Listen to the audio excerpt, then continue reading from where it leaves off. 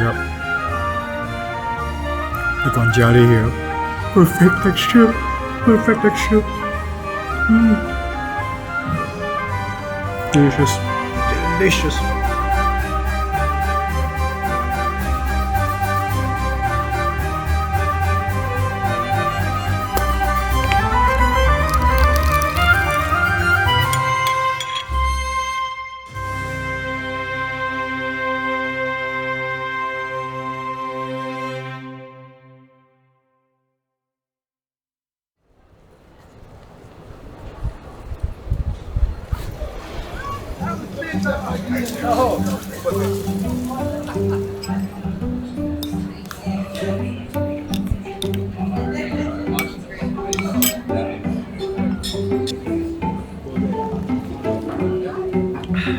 Good morning, everyone. Having a typical Roman breakfast in Rome. Some cornetto with some jam, a cup of cappuccino. Today's food vlog is going to be pretty special because we are going to have lunch at a 1 Michelin star Italian restaurant called Pipero. Pipero is helmed by chef Ciro Scamadella, a young chef, 31 years of age, and he's from the town of Bacoli in Naples, known for their mussel farms. I wonder if they'll be serving mussels in this meal. He once interned at Il Palacio, the only 2 Michelin restaurant in Rome that specializes in Italian and Asian fusion cuisine. We'll talk about Il Palacio in our Instagram exclusive because we've been there. It's a rather interesting dining experience. He was also the sous chef for 1 Michelin star Metamorphosi for 4 years before taking over as head chef at the 1-star Pipero in year 2018. And the star has been maintained to this day. Now, interesting fact, remember the really good pasta we had last week at Luciano's? Chef Luciano earned his first Michelin star at Pipero, so Chef Ciro is basically his successor. Now, the design of our vlogs are not done on purpose, it just happened by chance because we wanted to try both spots. And we only found out about this fact after we did some background research. So yeah, it looks pretty interesting. Anyway, introduction to the restaurant done, breakfast is done. Let's grab that Michelin meal.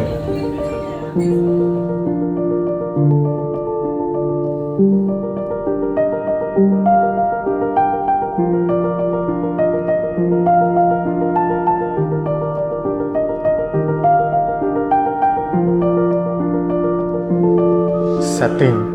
Contemporary, pretty simple, and yet it maintains a certain amount of elegance. I love the lighting on top. There are these sort of like dangling lights that looks like a fugu in a way, like the puffer fish, and they've got these contemporary paintings adorning the walls of this restaurant. And right in the middle, there seems to be this interesting contraption. It's like a cage, and within that cage is a Rubik's Cube. So the patrons get to play around with the Rubik's Cube, I guess, while they are waiting for their meal to be served. Over here, we've got a menu. And of course, we are going to go with their tasting menu. It's 140 euros. They have a very popular pasta dish here. It's very well known for their carbonara. So, super excited. It's included in the tasting menu. We are starting with these thin wafer-like biscuit things with a sprinkle of salt within. Let us try this out. Cheesy, salty. It's sort of like a, Ritz. It's a Ritz, but way upper level. Nice crunch. This one, it's got a nice toastiness to it. A little bit bitter, salty. Pretty simple but delicious stuff. We are ready for the first course. And we are. Okay, I didn't expect the starter to be this huge of a spread. We have got 1, 2, 3, 4, 5, 6 tiny plates of very interesting looking starters. And to be very honest, this is where my deficiency in Italian cuisine is going to start revealing itself because I couldn't remember all the ingredients. I hope that Mike picked up what the kind waiter mentioned to us earlier. Anyway, let's start with this, which is a bao.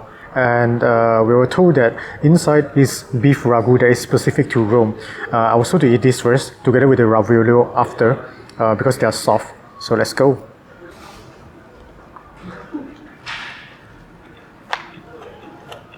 Oh, it's not in the filling, it's up top.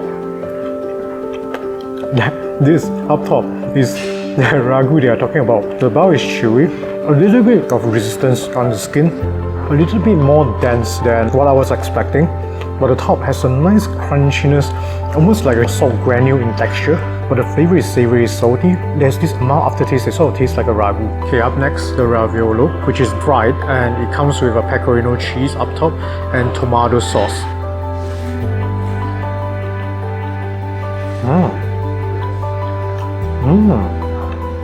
This one is a lot more interesting because it's fried, so the outside is sort of crunchy, a little bit of chewiness on the skin. You get that flavor of tomato, clean tasting, a little bit of oil fragrance, and the pecorino cheese works beautifully. Next up, I believe this is fish cannolo.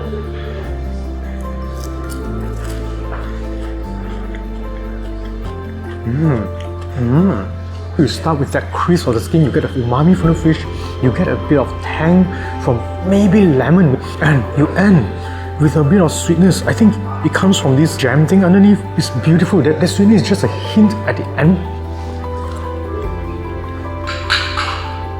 No, it's not. This is very sour as well. I don't know where the sweetness came from. It's really interesting. This is where it starts getting exciting. Okay, up next, really interesting dish. Very thin layer of biscuit on the bottom, and up top I was told is butter and lemon. Really delicate piece. I'm going to do it in one mouth.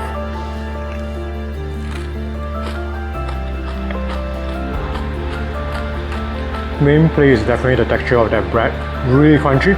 Butter lemon is really light, really delicate on the palate. Okay, up next.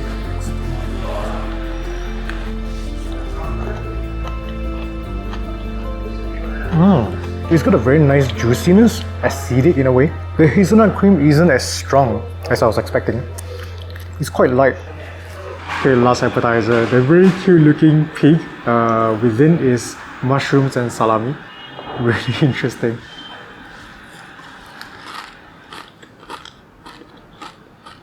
I think this might be the most heavy hitting flavor. Nice crunch, a little bit of toastiness, saltiness from the salami, a little bit of mushroom hints at the back. Alright, we're gonna really speed this up now. We have been served with these capers with potato foam and olive soup.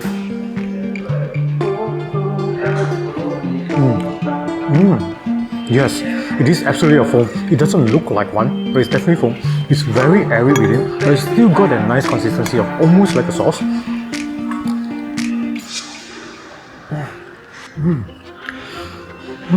There's a nice crunch from the capers and the olives. One is tangy, one is very salty, and that earthy green flavor that plays as an undertone. It's light as well, and the punchy nose of the saltiness, it gets you every time. Beautifully done. For the next course we have the mussel, lemon, black peppers foams, and the gel on the top is a water of mussel. Enjoy. Alright guys, remember I mentioned I was expecting mussels, and here we are. This is very beautifully presented. I love how it is. Placed on this glass plate bowl kind of thing with the water just floating. It almost looks like the mussels are floating atop this water. I'll try to eat it in one bite with my fork and my spoon.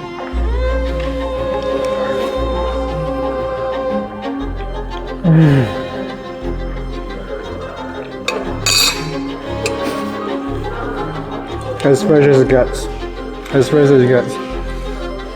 A tang of lemon, the saltiness from the jelly up top, like salt water from the sea, and the flavor of the mussels so clean tasting, and umami. You can taste the lingering bitterness from the mussels, and little hints of pepperiness, really small hints of pepperiness. Delicious, absolutely delicious. Love this.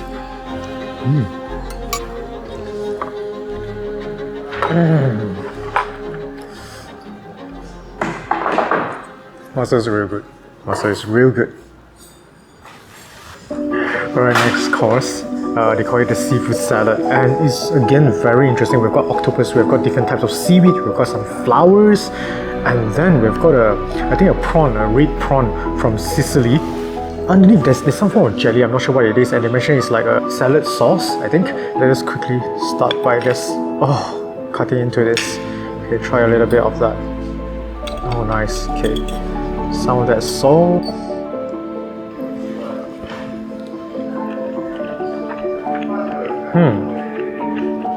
octopus is nice, chewy but tender, cooked well. You start off with a hint of, I think again, lemon, and then the saltiness sets in. You could still taste the octopus. We're gonna try the prawn maybe. I don't quite taste the jelly. Oh, and there's sauce here as well. Let's try the prawn with the sauce. Maybe get a little bit more of that sauce on top. A little bit more sauce on top. The prawn, the octopus with the jelly, the sauce. Okay.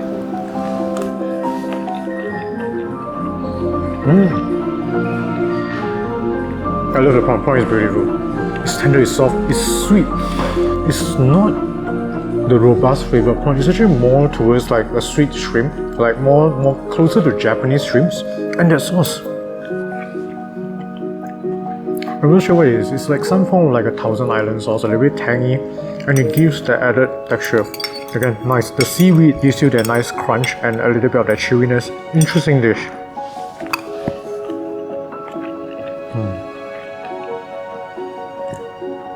Fregola. Fregola is a typical pasta from Sardinia. You have the plants, coconut, and lime. Let's quickly start because they say you have to eat this quick. If not, it's going to dissolve and it's not going to be very good.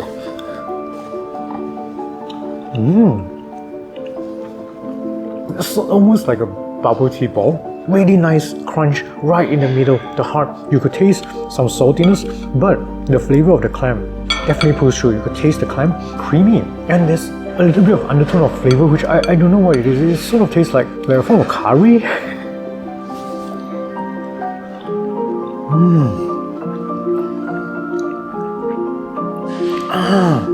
I know why. It's not curry. Because of the coconut flavor, it reminds me of laksa. It was salty, more coconutty. Laksa with a little bit of hints. I don't know if I'm mistaken. My brain could be playing tricks on me, but this is a very interesting flavor.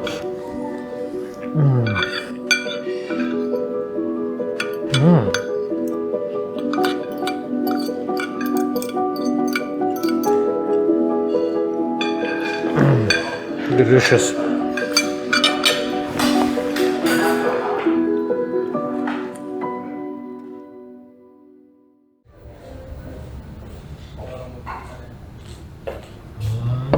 You have the carbonara. Yes. Enjoy.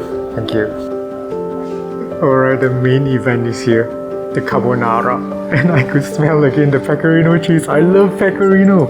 So again, simple stuff. Pecorino cheese, rigatoni pasta, and of course the egg sauce with black pepper and guanciale. I love how the guanciale looks here. It looks really nice. Okay, let's quickly start now.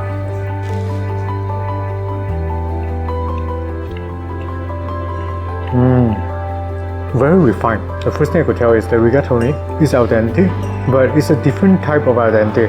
It doesn't quite have that snap in the middle. It's more like throughout it feels a little bit undercooked. I would say it's a different textured al dente. And the flavor, very smooth. Salty, pecorino cheese. It really hits you. Oh, this piece is the al denteness.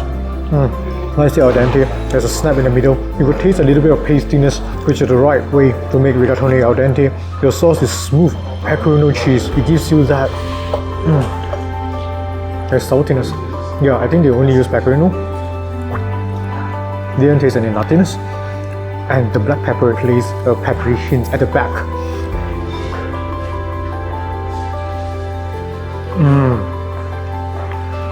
Guanciale, beautiful texture, light crisp on the outside. The middle is tender. This is what I've been looking for in a guanciale. Okay, look, it's salty.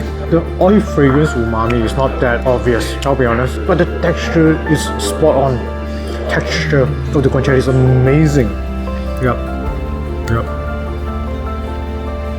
The guanciale here, perfect texture.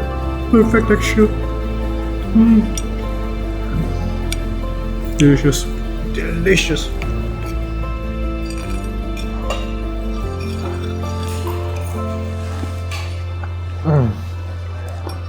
Gotta clean the plate off because this is absolutely one of the best carbonara that we have had. Definitely one of the best.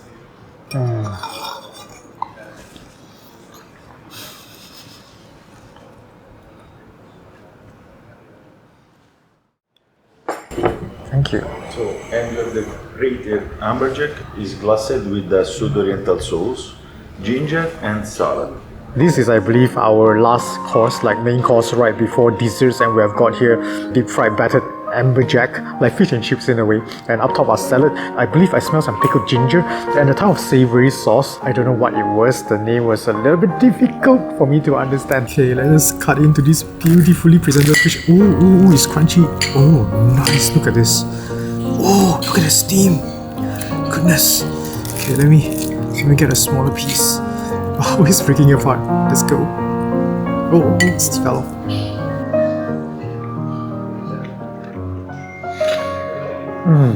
Firm texture. There's a beautiful sweetness from the fish.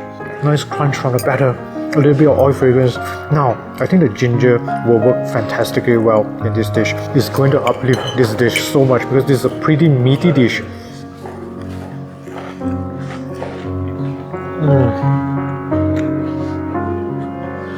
The sauce, it brings a little bit of sweetness as well. It sort of cuts down on that meatiness of the fish and the pickled ginger.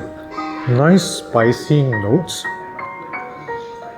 And actually it's more sweet. It leans sweet rather than tangy, but it's beautiful because again, it helps to cut down on this otherwise very meaty dish. It's actually quite a huge plate of fish.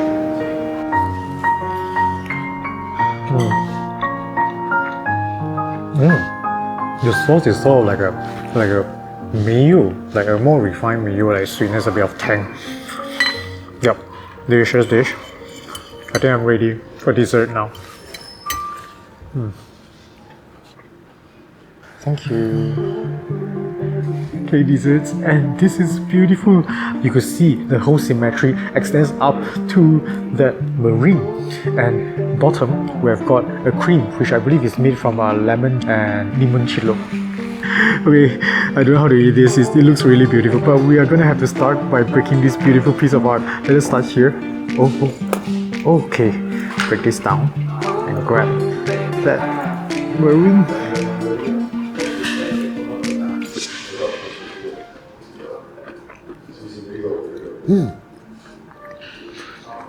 What just happened? There are crunchy things inside. I'm guessing the almond flavor from the meringue comes after the lemon flavor is light, and underneath it's more like a foam than a cream. You got a nice like light lemon citrusy tang. Delicious. It's very simple tasting.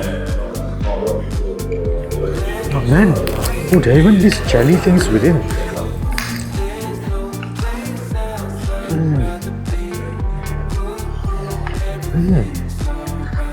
Okay, the nut is definitely not almond. I could be mistaken, but I think it's walnuts.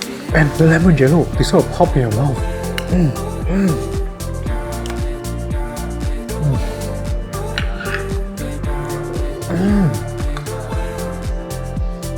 No, it's not lemon jello, it's limoncello jello. I was expecting that alcohol flavor. That's where the alcohol flavor is wrong. Oh, I didn't expect this, I'll be honest. This is very well done. Very well done dessert. Delicious. If there's ever a piece of art worth destroying, this is that piece of art. They're hitting really hard on desserts. So this is the last one. Yes. This is petit pâtisserie, petit Yes, food. petit four. Yes. Let's start with the coffee and cream puff. Oh, this is like it's a chew, basically.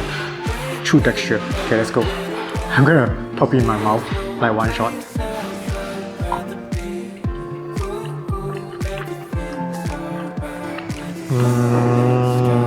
I think the inside is like a lemon cream, it's a little bit citrusy, but up top is where the coffee comes in. Very intense, like espresso coffee. So the balance is done really well. I love the chew texture. Let's try the coffee and salt tart.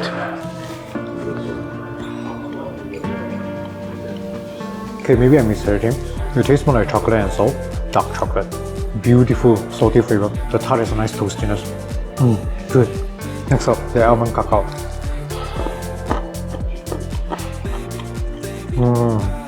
I'm going to go out on a limb here and say it's more like hazelnut. I don't think it's almond, or maybe they mix almond with hazelnuts, but it definitely tastes the strong notes of hazelnut in there. Again, nice, not too overpowering, delicious.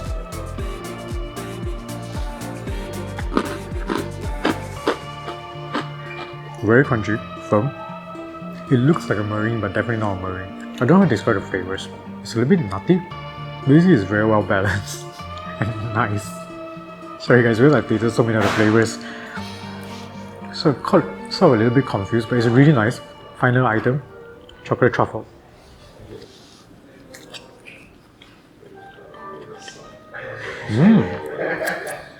Intense dark chocolate with some form of tang behind. Very bitter, delicious. So this is very rare for me to like very simple petit fours, but this actually has depth in flavors and it makes sense to come together. Okay guys, we are done with the meal. Gonna quickly pack up now because the restaurant is actually closing. Cue the pre-night segment and see you in a bit.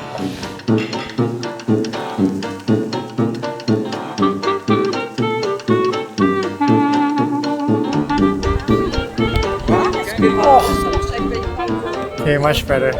Hey guys, we are on the Spanish Steps. Well, not on top of the Spanish Steps, like not on the top. We are right in the middle. It's basically a very well-known flight of stairs, 135 steps. It leads up to this French monastery, and I forgot the name, I'm sorry. The reason why it's called the Spanish Steps is because in the 17th century, the Spanish embassy used to be located at the base of the steps, hence the Spanish Steps. But it has an official name, I think it's called Scalinata della Trinata de Monti. Yeah, definitely wrong pronunciation, but that's what Google tells me. If you look right up front, you have got a fountain. It's called the Fountain of the Ugly Boat. Not because the boat sculpture is ugly, but because I think there was a story of the river flooding and the ugly small boat was stuck right at this spot. Yup. And basically you can see that it's sort of like a luxury street square. You can see all the branded stuff. So basically you just buy your stuff here, your Hermes, your Louis Vuitton is going to be on this street. And I think you can tell that it's really hot, like the sun is insane. And we are actually hiding at this small part of shaded area in the middle of the steps. Okay, with the introduction of Spanish Steps out of the way, let us talk about Pipero. Overall, really interesting dishes. Beautiful presentation. In fact, some of the dishes were really like a work of art, especially the mussel dish and The octopus. yeah, the seafood salad as well. Overall, the flavors were very well executed, and I think it's very Mediterranean based. Lots of seafood. A lot of the dishes do allow the flavor of the seafood to present themselves. But personally, for us, we do find that in the first few seafood dishes, the salt water flavor did play the forefront of the flavor spectrum. So it does eclipse the other flavors quite a little bit. But still ultimately really well executed seafood dish, which really showcases Chef Chiro's proficiency with the use of seafood. I'm sorry I pronounced his name wrong. I pronounced it Ciro earlier on. And I think just now when I met Chef Chiro, he pronounced his name as Chiro, so I'm sorry Chef, my apologies. Anyway, let's talk about the standout dishes. The pastas and the amberjack. Yep. I think the fregola is done ridiculously well. Beautiful flavor with the interesting coconut. It's just insanely snappy, beautiful. The texture is crazy, it's intoxicating even.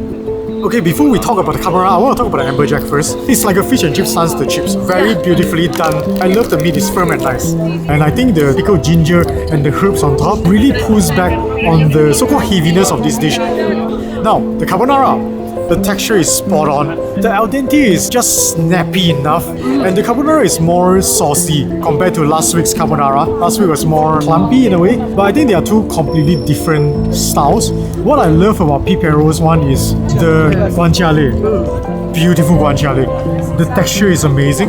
Most of the pieces are crunchy, they are juicy, they are not dry. Yeah, it's still tender. Yeah, it's tender. Of course, there are some pieces where it's just the meat. Obviously, it's going to be dry, but it's not that many pieces. Compared to Luciano, Yeah. Luciano has more of a umami burst, but it's more tough because they have more meaty parts. But ultimately, they are two very different style carbonara. Pipero's is more traditional and fine dining. The flavor is basically just pecorino cheese.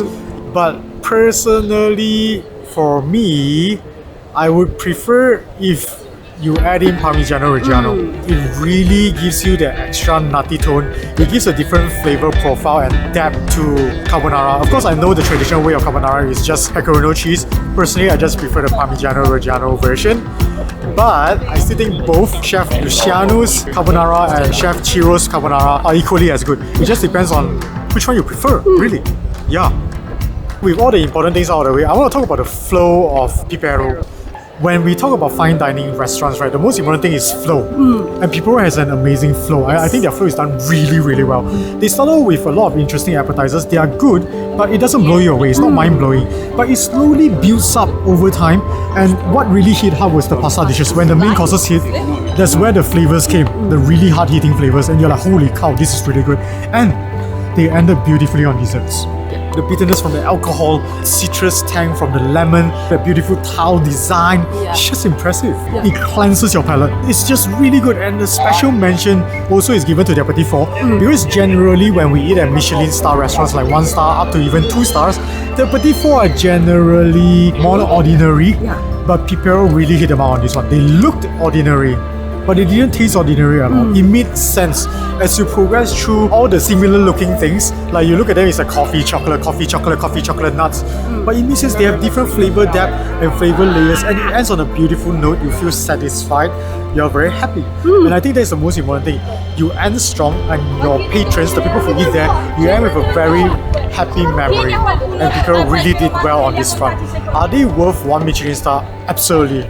Really strong. Very strong 1 Michelin star restaurant. And with that being said, Pipero scores a 1 plate on the gourmet plate, which means it is some high quality Italian cuisine with glimpses of genius. Absolutely recommended if you're in Rome, you want to try out some fine dining Italian cuisine that is more seafood based with some delicious pasta. Go for it, choose Pipero. Yeah, and I believe that is it for our food vlog for the day. Ultimately, I would say very enjoyable experience. We enjoyed filming at Pipero. The service was really good. They were very accommodating to us. And thank you very much, Chef Chiro, for your delicious meal. Hope you enjoyed this food vlog. If you did, do consider giving us a thumbs up. If you yet to subscribe, do consider subscribing and hitting the notification bell button. Till we eat again next week in Rome. Bye-bye.